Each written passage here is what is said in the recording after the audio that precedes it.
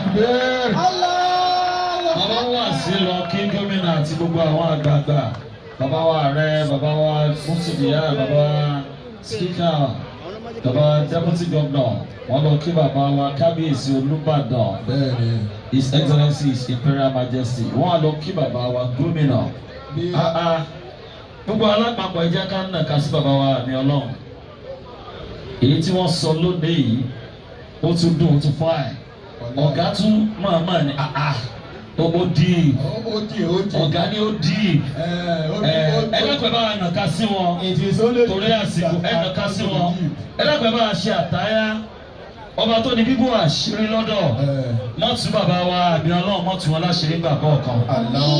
Bàbá ìmáàmù àgbà fún gbogbo ìpínlẹ̀ Ọ̀yọ́ wọlé ká dínú sókè. Bismillahir Rahmanir Rahim. At-tahiyyatu lillah, az-zakiyatu lillah, at-tayyibatu salawatu lillah. Assalamu alayka ayyuhan nabiyyu wa rahmatullahi wa barakatuh. Assalamu alayna wa ala ibadillahi salihin. Ẹ jẹ́ ṣe amina. Amina. Ìyẹn ni ti bàbá oníwàásí tèmi. Abáwọn dúpẹ́ fún Ọlọ́run Ọba. Ẹ jẹ́ àtẹ̀síwájú nù ètò báyìí. Láti bá wa dúpẹ́, vote of thanks will be delivered by our host, the Deputy Governor of your state, His Excellency Barrister Abdulrahim Adebayo Lawal. Tekbir.